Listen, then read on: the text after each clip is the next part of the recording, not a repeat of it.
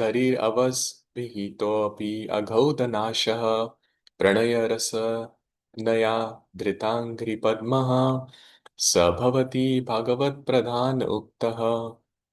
Translation: The Supreme Personality of Godhead is so kind to the conditioned souls that if they call upon Him by speaking His holy name, even unintentionally or unwillingly, the Lord is inclined to destroy innumerable sinful reactions in their hearts.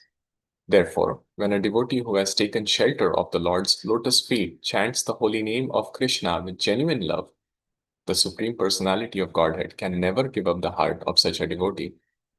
One who has thus captured the Supreme Lord within his heart is to be known as Bhagavat Pradhan, the most exalted devotee of the Lord. Purport by the disciples of His Divine Grace, A.C. Bhaktivedanta Swami Srila Prabhupada Ki Jai. According to Srila Sridhar Swami, the essence of a pure devotee's qualification is given in this verse. A pure devotee is one who has attracted the Lord by his love, so that the Lord cannot give up the devotee's heart.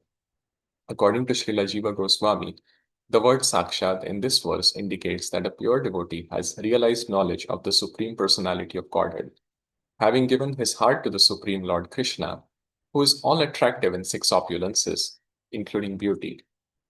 A pure devotee can never be attracted by the fleshy bags of a woman's breasts or by the hallucinations of so-called society, friendship, and love within the material world. Therefore, his clean heart becomes a suitable abode for the Supreme Lord. A gentleman will live only in a clean place. He will not live in a polluted, contaminated place. Educated people in the Western countries are now greatly protesting the pollution of water and air by urban industrial enterprises. People are demanding the right to live in a clean place. Similarly, Lord Krishna is the supreme gentleman, and therefore he will not live in a polluted heart, nor will he appear within the polluted mind of a conditioned soul. When a devotee surrenders to Lord Krishna and becomes a lover of the Lord, by direct realization of Krishna's all-attractive nature, the Lord makes his residence in the clean heart and mind of such a pure devotee. According to Srila Jiva Goswami, Ya ete drisya pranayavams tenanena tu sarvada paramaveshanaiva kirtama manaha sutraram evam evaughanashah syat. If a devotee is absorbed in the loving transcendental service of Krishna, directly or indirectly, he is always glorifying the Lord by his transcendental loving service. Therefore, even if he chants the holy name of Krishna with improper attention, due to being absorbed in the Lord's service, the mercy of the Lord purifies his heart of all sinful reactions. As stated in Srimad Bhagavatam, Canto 2nd, 1st chapter, verse 11, Etan nirvidam mananam ichhatam akuto bhayam yoginam ripa nirnitam harir namanu kirtanam. O King, constant chanting of the holy name of the Lord after the ways of the great authorities is the doubtless and fearless ways of success for all, including those who are free from all material desires, those who are desirous of all material enjoyment, and also those who are self-satisfied by dint of transcendental knowledge. Therefore, if one who has not come to the platform of loving devotional service chants the holy name of Krishna, he will also be gradually freed from all sinful reactions. In the sixth canto of Srimad Bhagavatam, in the purports to the history of Ajamil, Srila Prabhupada has elaborately explained the holy name's potency to purify even an ordinary person. Srila Vishwanath Chakravarti Thakur has nicely explained the process of bringing the Supreme Lord under control. Mother Yashoda bound the child Krishna to a grinding mortar with a rope. Krishna, being attracted by the inconceivable love of his devotees, allowed himself to be bound. Therefore, although Lord Krishna binds all conditioned souls by the chains of his illusory potency Maya, if those same conditioned souls become purified, pure devotees of the Lord, they can in turn bind Krishna by the chains of love of God. According to Srila Bhakti Siddhanta Saraswati Thakur, all the world's inauspicious conditions due to sinful activities can be immediately eradicated by the chanting of the Lord's holy name. The Supreme Personality of Godhead never leaves the hearts of those who give up all sinful behavior and chant his holy name.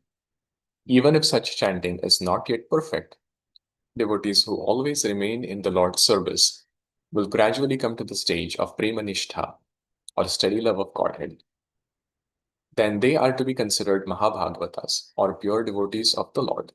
Thus ends the purport of the humble servants of His Divine Grace A. Sri Bhaktivedanta Swami Srila Prabhupada to the 11th canto, 2nd chapter of the Srimad Bhagavatam, entitled Maharaj Nini Meets the Nine Yoginas.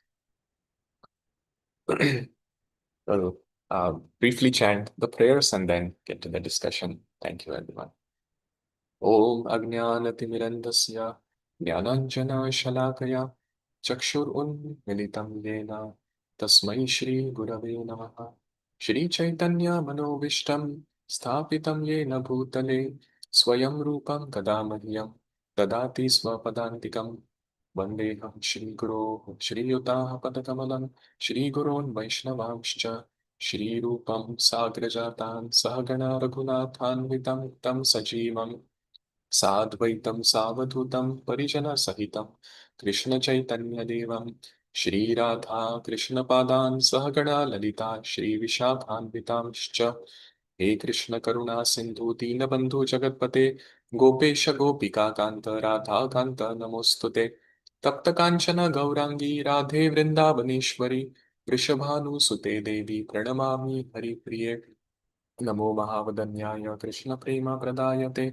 कृष्णाय कृष्णचैतन्य नामिने गौरत्विषे नमः नमां विष्णुपादाय कृष्णपृष्ठाय भूतले श्रीमते भक्तिवेदान्तस्वामिन् इति नामिने नमस्ते सरस्वती देवे गौरवाणी प्रचारिणे निर्विशेषा शून्यवादी पाश्चात्यदेशतारिणे वाञ्छाकल्पतरुभ्यश्च कृपासिन्धुभ्य एव च पतितानां पावनेभ्यो वैष्णवेभ्यो नमो नमः जय श्री कृष्ण चैतन्य प्रभु नित्यानंद श्री अद्वैत गदाधर श्रीवास आदि गौर भक्त वृंद हरे कृष्णा कृष्णा कृष्णा हरे हरे हरे राम राम राम हरे हरे मुखं करोति वाचालं पङ्गुं लङ्घायते गिरिं यत्कृपातमहं वन्दे श्रीगुरो दीनतारिणम्.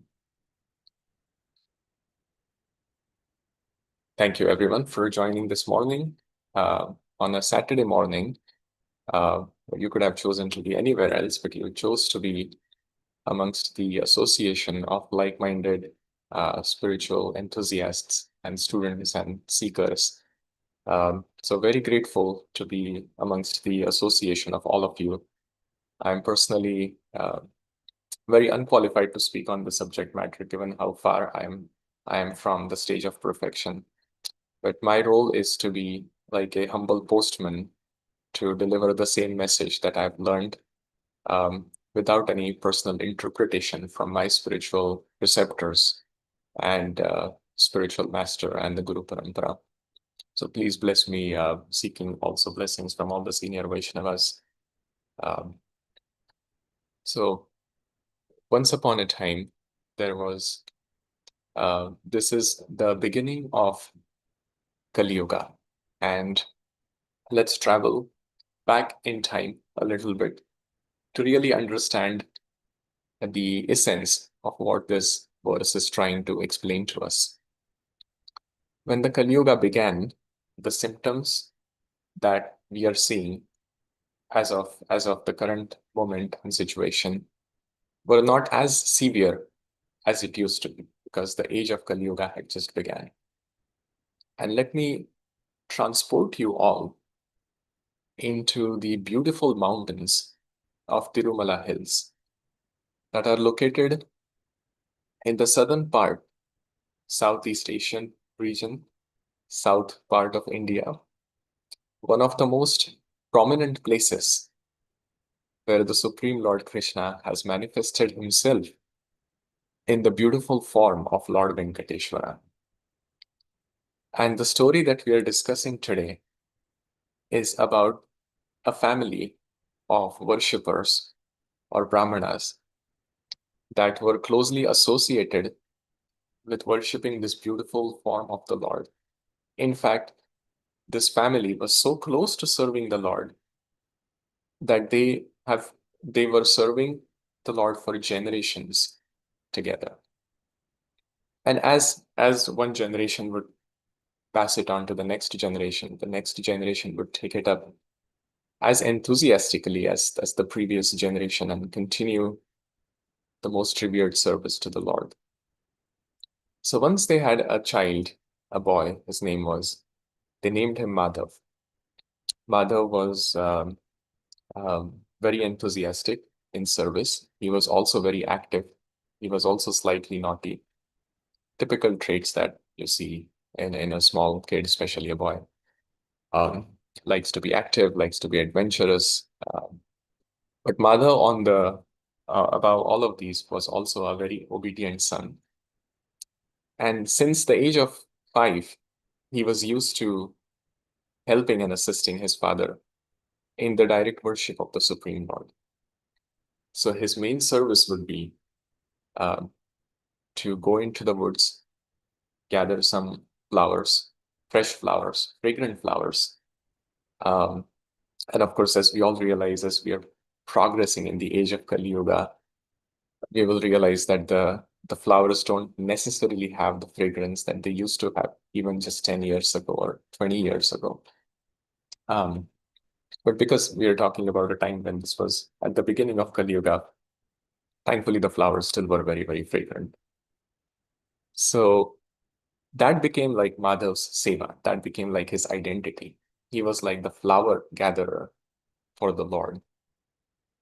So every day in the morning, that was like his routine. He would wake up in the Brahma Muhurta hours, 5 a.m. in the morning, would take a cold shower. He would go with his father. He would collect beautiful, fragrant, colorful flowers for the Supreme Lord's worship. He would bring them back home. His father would then take them on the sacred altar. He would worship the Lord heartfully with those flowers. Years went by, as you know, as all of us have seen, time flies. And Madhav, became a young man. He eventually got married. Um, but all these years, the one thing that continued in Madhav's life was his service. He continued serving.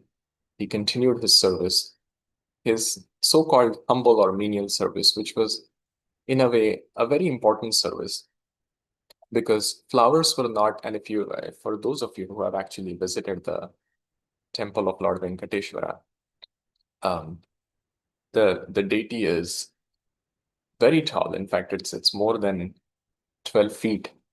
And so, as naturally anyone can imagine, the amount of garlands and flowers and everything that's needed for just creating one garland, what to talk of several garlands that are being made every day in the service of the Lord. So it's it's a seva, it's a tapasya, it's a meditation. It becomes your identity and you relate with it. You are that service to the Lord. You have that sweet reciprocation with the Lord. That dear Lord, this is how I relate to you in my service to you. Um, and so Madhav eventually got married to a very humble and chaste Brahmani.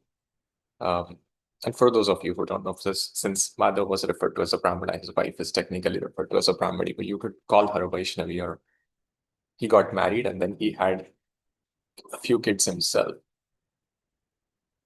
And then he started his process of orienting his kids um, into this service of collecting flowers, worshiping the Lord um, with different paraphernalia. And so one fine morning, and so this is very interesting because just like, every movie, there's always a climax, right? Otherwise, the movie won't exist. And so one fine morning, when Madhav was collecting flowers for the Supreme Lord, um, he saw the bushes. He noticed that the bushes and the trees were moving a bit slightly. And so naturally, as anyone would imagine, if you're in the wilderness and something like that happens, your first instinct is that it might just be an animal. Um, In the worst case, it might be a wild animal. And so, you immediately, your defense instincts just kind of kick off and you're just, okay, on the guard. Um, Interestingly enough, it actually intrigued Madhav's mind and he wanted to explore further who's behind these bushes. And that's exactly what happens in the material world, right? It's kind of like a situation where, if you're not supposed to do something, our mind will kind of intensify our desire to actually just go and do that anyways. And so um, he started following where this movement was coming from. And eventually, when he went to the other side of the bushes, he realized that there was a very beautiful tribal girl who was a young tribal woman, actually, in fact, um, who was in the process of hunting. She was hunting wild boar, and that's what she did as her service to her community. She would hunt she would hunt boar uh, and small animals and take them, to our community. Uh, but Madhav was very mesmerized by her beauty. And at that moment, he couldn't really think of anything else. And he decided to approach her, um, which he did. And so he went to her, he introduced himself. And this is very interesting because it's not like one of those like Kali Yuga types where you're just, sitting in a public place and you just like walk up to someone and, can I get you a drink? All of it. It's not like that. It's that this is the beginning of Kali Yuga and things are a lot more, driven by social customs and values. And you can't just go and talk to a random person outside of your marriage. And it's considered and viewed very differently than how it would be in today's situation, especially in a place like New York. And so uh, he still gathered the so-called courage and approached her and introduced himself. She introduced herself. She said her name is Kuntala. And she said she is a daughter of the tribal chief. But at that moment, Madhav could think of nothing else but just, being with Kuntala. And so he started secretly stalking her from behind the bushes every single morning. And he just couldn't contain his desire. So one day he kind of approached her and he proposed to her. And there were clear um, lack of synergies between the lives of the two. So she was quite upfront. She was like, hey, I cannot come and be a part of your community. So if I were to marry you, then you will have to leave everything behind and you will have to, you know, come with me and be a part of my community. And so at that point, Madhav was just so mesmerized and overcome by his desires that he went back home. You know, he kicked out all his family, his parents, you know, most brutally his kids. And he was just like, what I'm going to do now is, I'm going to move in with Kuntala because that's like my new love. And that's who I, relate with now. And that's the new part of my life. Um, so long story short, he actually entered into a marriage with Kuntala. They started living together. Um, he gave up his service to the Lord. He, in fact, forgot about it completely because he was involved in the process of hunting. He started eating meat. He also started intoxicating on numerous occasions. Um, his lifestyle became extremely different than what it was before. And so his connection somehow with the Supreme Lord and the service to the Supreme Lord, the service to the Vaishnavas, the service to the devotional community, and the association of devotees was completely lost, gone. And and as years passed by, he had kids with Kuntala, and it was just a whole another episode of family life that he was having. And then one such day, he happened to contract leprosy.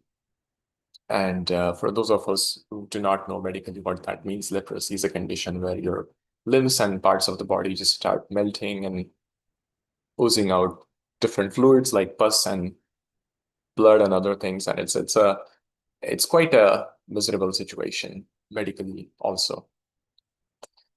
And as soon as that happened, Kuntala actually uh, suggested that he's of no good use, and she kind of just let him out of his house. So now here is Madhav. He became a homeless beggar. He had nowhere else to go, and he basically started sitting on the street, begging for alms, begging for food, begging for everyone's mercy. His situation was very difficult, and it's very interesting how the Supreme Lord's one of his name is Buli Karnikaya, which means the soul might forget the Supreme Lord, but the Supreme Lord never forgets the soul, no matter how he is, because for the Supreme Lord, the soul is a part of him. And so the Lord is always trying to find meaningful ways of bringing someone back to him, bringing someone back in his contact, in his association, in his resonance. And as Madhav was sitting there, he suddenly had this very deep realization. What am I doing with my life? I was in one of the most privileged, fortunate situations. I was directly serving the Supreme Lord. I was bringing flowers for him. I was bringing sandalwood for him. And, it's like one of the things that I always quote that, when I used to live in the Bhakti Center, Vasudev Prabhu would always share with us. He would say that if you, um, especially when he would bring a huge plate of Mahaprasad, he would always tell us that if you live with the king, you get to live like the king. And what he meant by that was, you get all these sumptuous Mahaprasad items because the king, who is our dearest Radha Muralidhar, is honoring them. And so Madhav had this kind of remembrance and there's such a strong feeling that, I lost the whole thing. And he genuinely cried out to the Lord. And then right at that moment, he saw a group of devotees going from the side and they were chanting the holy names. And just by hearing them chanting, he very intensely cried out to the Lord with his whole heart. He chanted, "Oh dear Lord, what have I made of my life? I'm repenting fully and sincerely. Just give me one opportunity to come back to you." And the devotees noticed him. And right at that moment, the Supreme Lord noticed him too. And the Supreme Lord never forgets the service the soul has done. And the Supreme Lord, of course, this is a pastime in the Sri Vaishnava Sampradaya scriptures. The Supreme Lord was very merciful. He brought him back to his original health.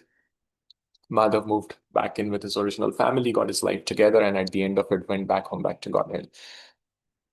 The context of this story is very important because time flies. We are now on the 11th canto of Srimad Bhagavatam.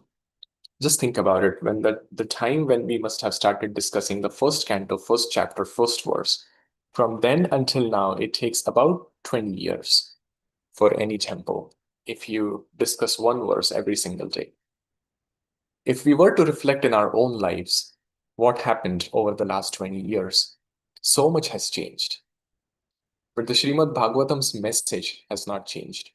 And specifically, this message that this verse is conveying is very important because the three elements that this verse touches upon is first is the Supreme Lord, second is the holy name, and third is the devotees, the mercy of the devotees.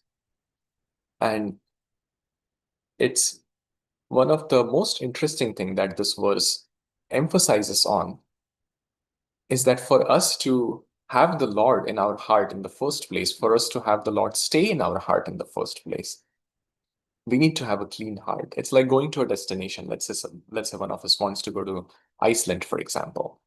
Um, the first step of the process is that we have to go to the airport to be able to go to a different country. And so cleaning our heart is like reaching that airport. It's like coming to the stage of Sattva Guna. It's like cleaning out all the impurities and preparing the heart. And once the heart is prepared, then we can invite the Supreme Lord. But the process of cleaning the heart in itself feels like such a magnanimous, such a huge task that it almost feels like, okay, fine. I mean, the verse is talking about the pure devotees of the Lord. But what about me? I'm just a struggling student, a struggling sadhaka who's just trying to get through the day-to-day activities of everyday life and dealing with brutal bosses at the workplace, struggling relationships, loss of loved ones and relatives, and difficult weather, uh, you know, non-cooperating, business partners, or just failing situations. How am I going to reach that stage ever? And it's very interesting because the Srimad Bhagavatam is a very hope-giving scripture.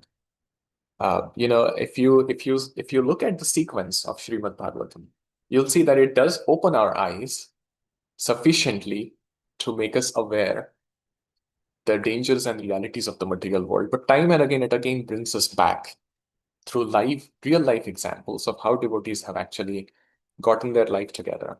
They have never given up hope, and they've continued on this process, and ultimately they've reached perfection.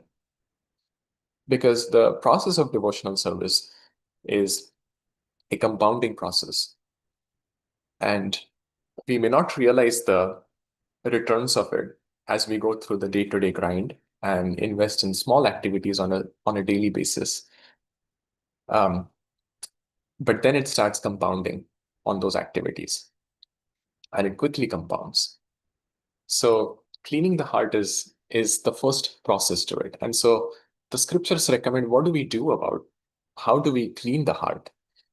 And so therefore the process recommended here is the chanting of the holy name. And the Supreme Lord, of course, Srila Jiva Goswami's verses are quoted here in the purport. The specific Shastra that's referred to in here is Srila Jiva Goswami's Bhakti Sandarbha's scripture.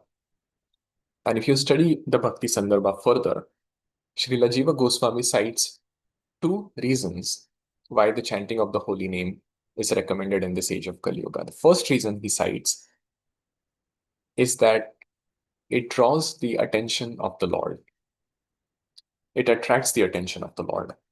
That's the first reason. And the second reason he says is because it attracts the attention of the Lord, Krishna is personally drawn to the person who is chanting. And so therefore this process is recommended. But even when we chant, we will realize that we go through so many distractions. We will think about our life's daily problems. We will think about different challenges. We also go through distractions of having different thoughts and everything else, planning our daytimes, planning our daily schedules and whatnot. The friend we spoke to, 2 weeks ago, or the mistake we committed 5 years ago, or it's all a part of the mind. It will remind us all these exact things exactly at the moment where we are supposed to just focus on the holy name. But that's exactly what this verse is saying, that if one is somehow able to attentively bring the mind back and chant, then the Lord is obliged. It's not even like the Lord likes to do it, or he prefers to do, or it's like the Lord is obliged to be drawn to such a person. So it's like it's kind of almost like an uneven equation. It's like all we have to do is chant attentively, which is actually the simplest, but also not the most simplest thing to do. Because our game, our sport, our competition is against our mind. And the mind is not a simple animal. It's if untamed, it's the most ferocious beast. And each of us have our own kuntalas to deal with in life. Each of us have our own anxieties. Each of us have our own unique struggles that are keeping us in this material world, that are keeping us anxious, that are keeping us hold on to something. But if we are somehow, the verse is saying, Srila Jiva Goswami is saying, Srila Sridhar Swami is saying, able to bring the mind back and chant, then we are able to make the Lord obliged, and then he will come for us. Just like there are 9. And then the other element that this verse speaks about is the aspect of service and how that can enhance our relationship with the Supreme Lord and relationship with the Holy Name. Just like there are 9 processes of devotional service. Shravana Kirtana, Smarana Vandana, Pada Sevana, Dasyare, Pujana Sakhijana, Atma Nivedana. So there are 9 processes of devotional service. One can identify with the service of serving the Lord through deity worship. Someone can identify by serving in menial ways like brooming the temple hall. And on an absolute level, all these services are considered equivalent in the eyes of the Supreme Lord. But when we take up to a service very sincerely, then the service also elevates our consciousness. And in turn, it then becomes like a virtuous circle. Because in life, the only man who will look for distractions to keep himself busy is a person who does not have a meaningful life, or a person who does not have a true fulfilling meaning or a purpose to live for. But as soon as we have a true fulfilling meaning or a purpose, it could be a spiritual purpose, um, to do something better for ourselves, our communities, our families. As soon as we have that purpose aligned with our spiritual practices, it will also help us further upgrade our consciousness and focus on the chanting of the holy name. So I'm conscious, Anand Bihari Prabhu did mention that we should leave 10 to 15 minutes for questions, but I did want to sum up the verse, and just kind of share a synthesis, um, in a way that the three most important things, if we were to take from today's discussion, the first is the holy name of the Lord is the most powerful medium for connecting with the Supreme Lord. The second lesson is consistent, attentive practice of chanting the holy name will compound and bring us very close to the Lord. And the Lord will then eventually feel obliged to uh, reciprocate with us. Of course, our goal is never to make the Lord obliged or bind the Lord. That's never the goal of a devotee. The goal of a devotee is just use me in your service, um, and use all of my talents, and may I be a humble, transparent instrument in your service in whatever I'm doing. So the consistent, attentive practice of chanting the holy name will bring us deeper and closer.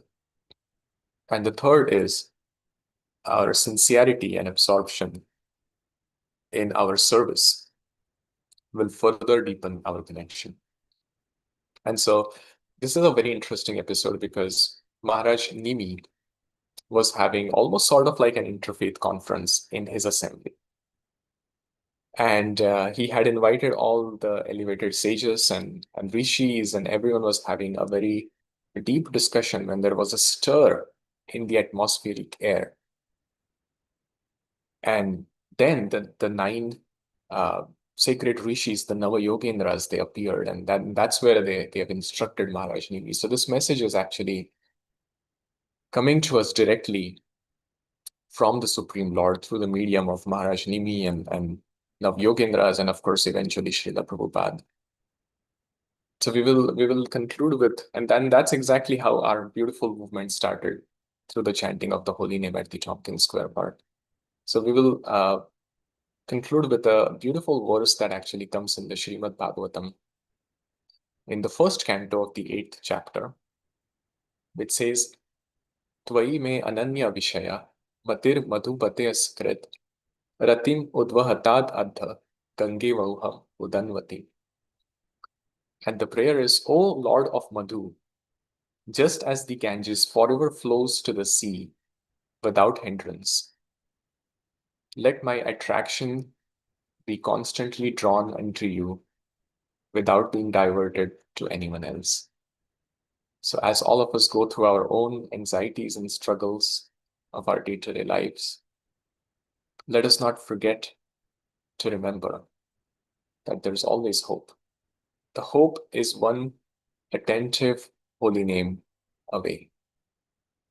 So I'll leave some time for questions, comments, concerns. I think someone just put on the chat, I think something. Okay, Kiran is saying Queen Kunti's prayers. Yes, Narottam Nitai Prabhu is saying Queen Kunti's prayers. Yes, absolutely, Narottam Nitai Prabhu. In fact, Queen Kunti was actually at such an elevated stage that she preferred to embrace obstacles and difficulties in her life and actively prayed for them. Not everyone's able to do that, but yes, definitely following in her footsteps, where we can definitely start for sure is by using our skills and abilities in the service of the Lord, those around us, and not letting go of the holy name. Asim Govind Prabhu, wonderful class. Thank you so much. I have a question. Sure. Are there devotees in the Bhagavatam or Chaitanya Charitamrita, or maybe in our community, that surrendered to Krishna from day one without having gone through this phase of jungle woman attraction. And they never looked back, and they surrendered from day one and never looked back. Or maybe it is that this phase of material hunger is a necessary step in the realization of Krishna.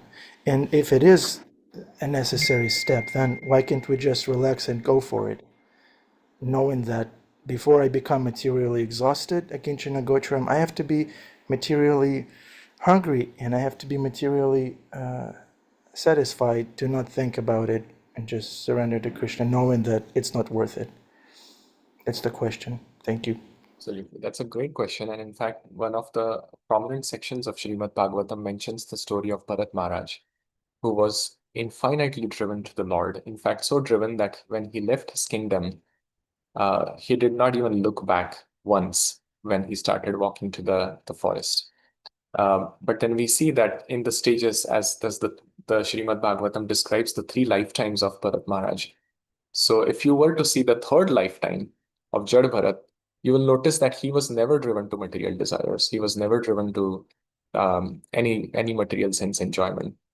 But then we also see that that third life was a result of the first two lives where he had gone through that realization.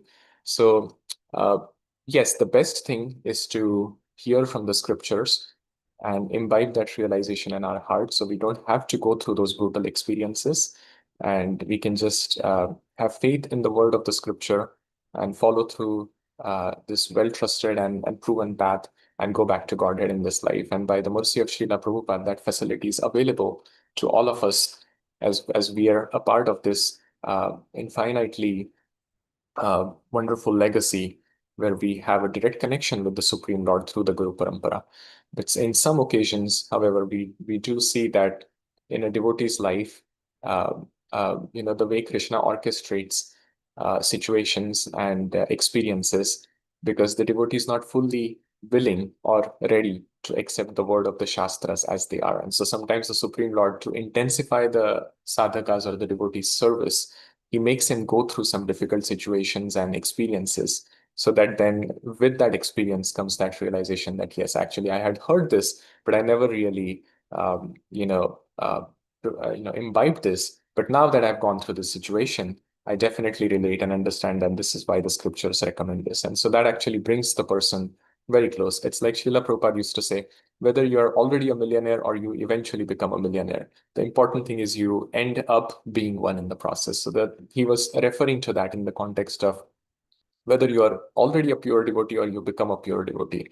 Um, the more important aspect is that you work towards becoming one, and that should be the goal, to be unconditional, loving servant of the Lord. But I hope that answers your question. Thank you, Prabhu. I am very satisfied by the answer. Thank you. Sadhvi Didi, would you like to speak next? No? Okay, no problem. We're comfortable with silence. Jani Tai Prabhu, do you have any reflection? Anything profound that you'd like to share with us?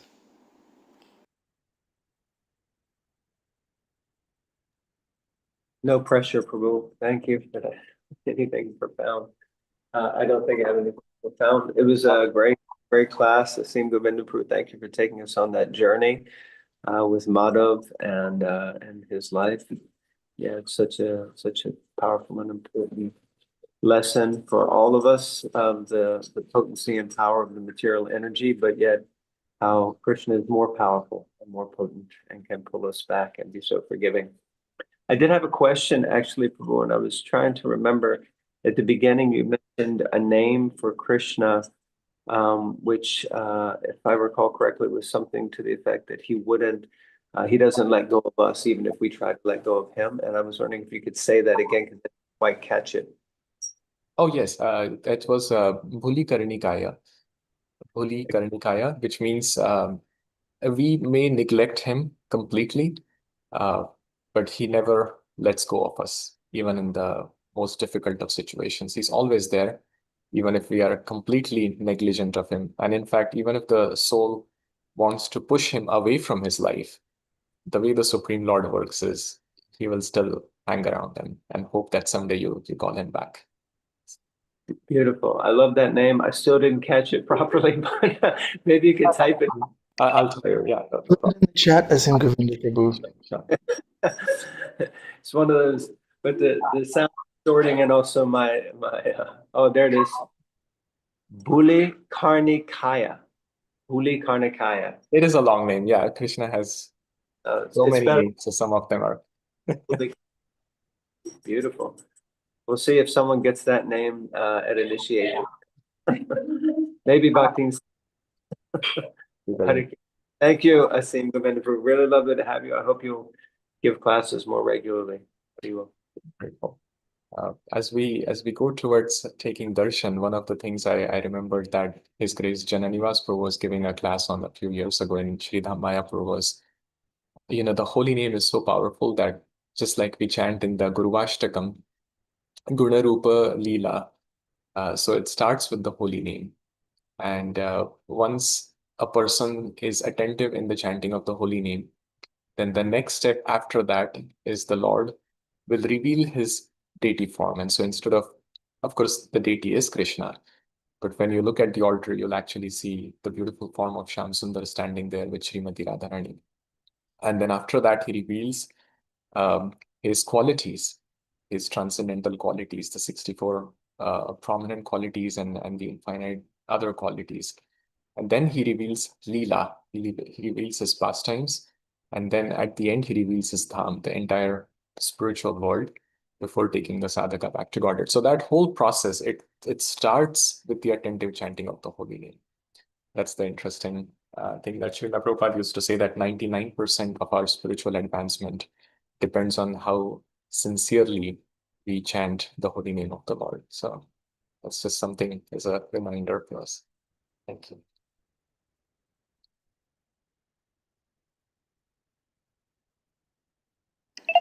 Thank you, Prabhu. Narottam Prabhu has his hand. Very briefly, Narottam Prabhu, we're on the cusp of being seen by the Lord. Oh, yeah, I just wanted to say, Mahaprabhu, I remember reading that Mahaprabhu talked about Lakpatis in terms of those who shared 64 rounds. And also, um, because as Srila Prabhupada is so merciful, first merciful that after 16 rounds we have the protection.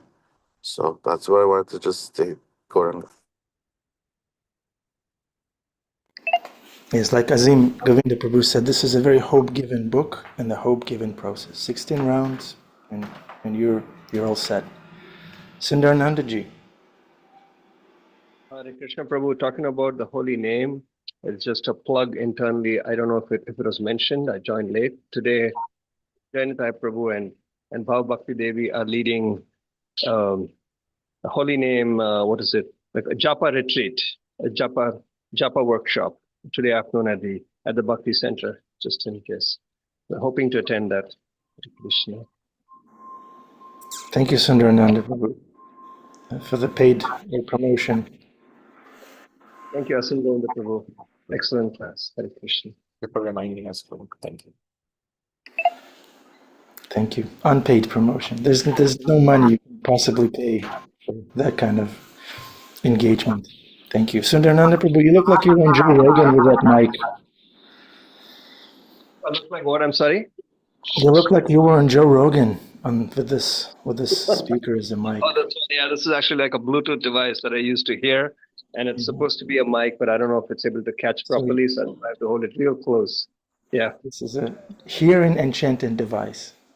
Hare Krishna. That's the proper device for our process. Thank you again, Azim Govinda Prabhu. Great class. Thank I you. wish you could recite the prayers also, the way you used to. I miss that. Thank you. You're very kind. Okay. Grateful. Darshan time, cameras on if possible, please.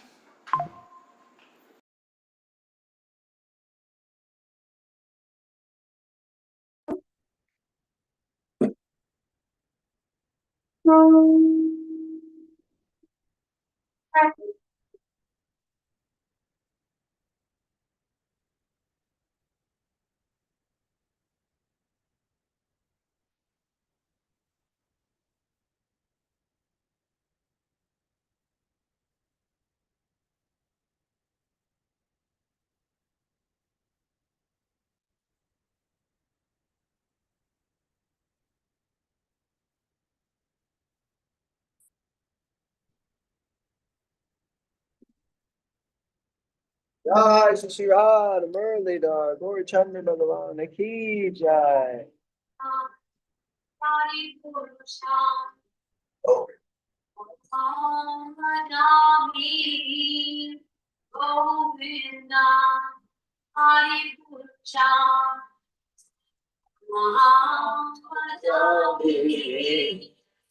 Govinda,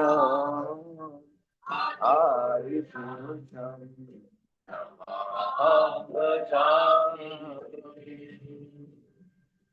Venam Kwan Bhagavan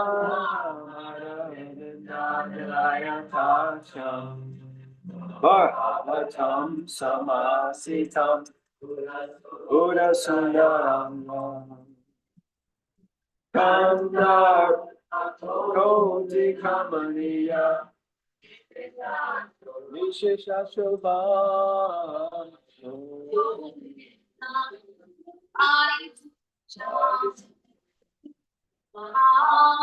Bhajami Namari Purusham Bhajami Govindam Harisham Bhajami Anandiyasya Sakalam Kriya Viti Bhakti Bhagam Vikanti Gayam Shivam Jaganti Ananda Chimaya Sadhu Alavilasya Vindam Adipurusam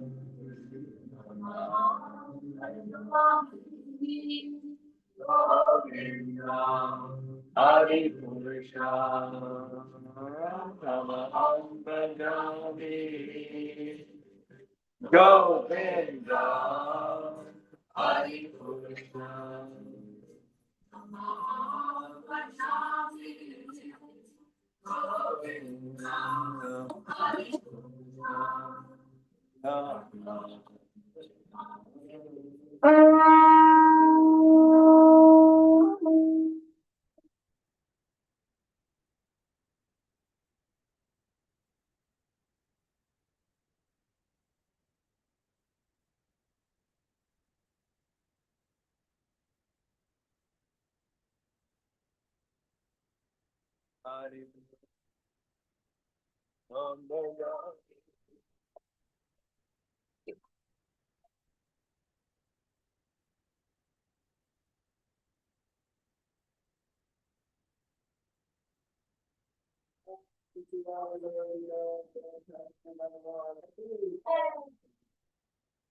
Srila Prabhupada ki jai.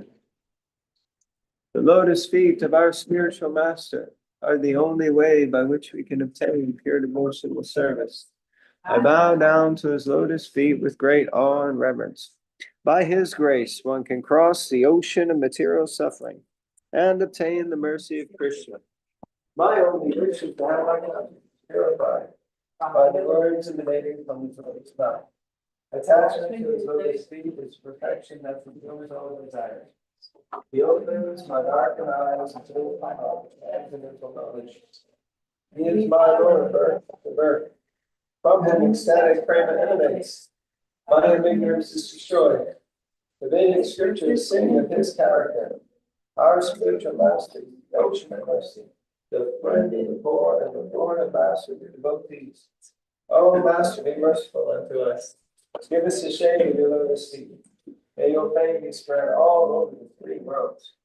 We take shelter at your lotus feet.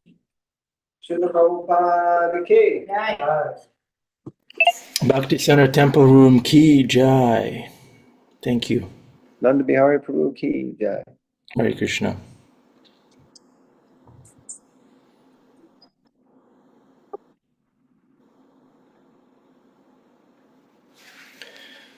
Hare Krishna, welcome back.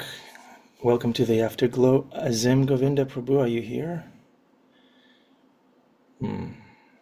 Okay. Well, it was a nice class. It was very nice. It is very nice seeing you all. Sage, Hare Krishna. Nice to see you. I like your smile. Yeah. Would anyone like to share anything in line with Guru Sada and Shastra? Nityananda Chandra Prabhu is here. He can answer a question if you have one. Ajamuna Jaya. Hare Krishna. First of all, just want to say on person, in face, congratulations to Stephanie. The last time we'll be saying that word, Stephanie, Stephanie, Stephanie. So just want to say that. Tomorrow will be something else. Well, tomorrow morning was to Stephanie, but also I feel like I was so drawn in by that story. So wonderful. And it just really, it's like Prabhupada always says, the problem is we're not afraid of enough of Maya.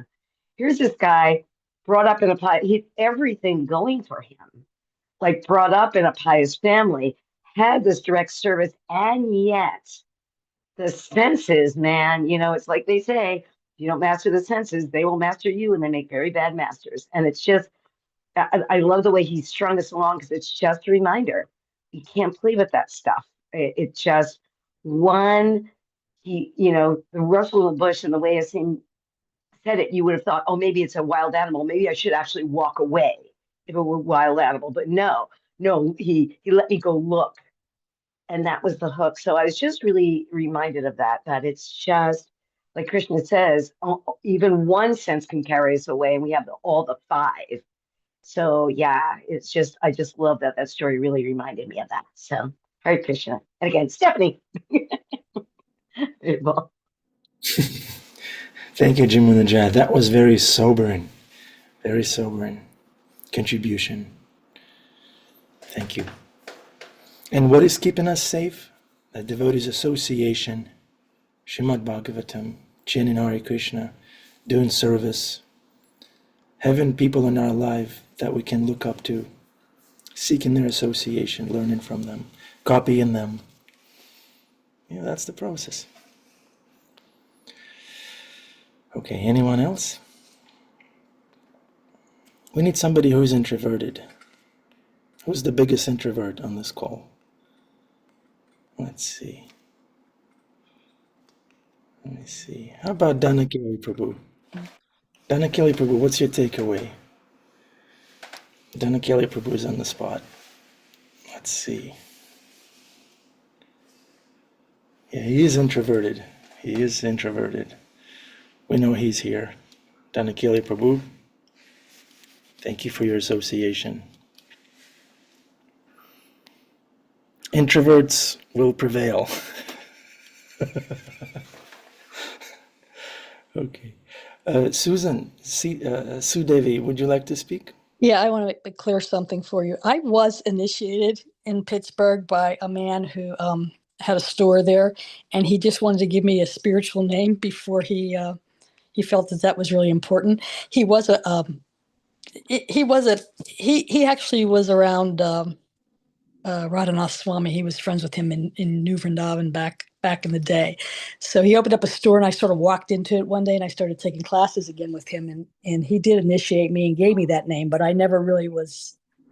It wasn't like, he just built this little fire in the store, and that's how that happened. So I just wanted to let you know that. So you walked into a store and got initiated? Well, after I was taking Bhagavatam classes and Bhagavad Gita classes, and after like 3 months, he's like, I have to initiate you, and I was like, okay. So that's how that happened. But it wasn't like a formal thing like what you guys do. So Yeah. No, there is connection. There's Wadnath Maharaj is in the picture. yeah. Absolutely. Yeah. See, Krishna is so merciful. You walk into a store, you walk out initiated. It's cool. true. Thank you. Very cool, Sudevi. Okay.